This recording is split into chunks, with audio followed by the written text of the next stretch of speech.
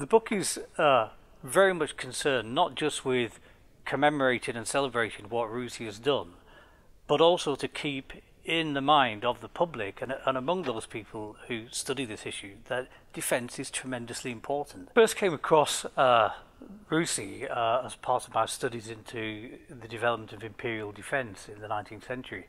I was led into it by studying Sir Bartle Frere, whose officers tended to all come from the Russie.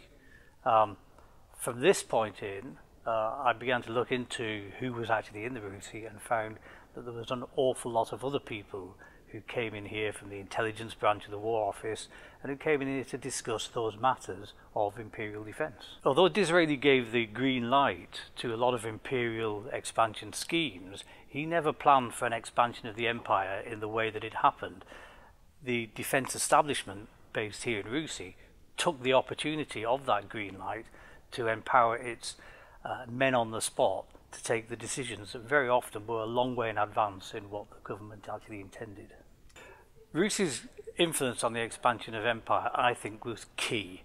They put forward the idea that if the empire is to be preserved, it needs to be defended, and if it needs to be defended, then it might have to be expanded. They placed the choice to the politicians and said, if you want to keep this empire, you have to defend it, and if you won't defend it, we will. And that led to an awful lot of disobedience from soldiers and sailors and colonial administrators. My favourite anecdote has got to be Lieutenant Aychley, who plagued this institute for 10 years.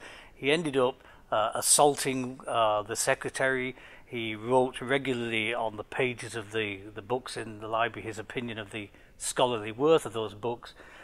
He also turned up at one of the council meetings to berate the Duke of Cambridge himself for his inefficiencies.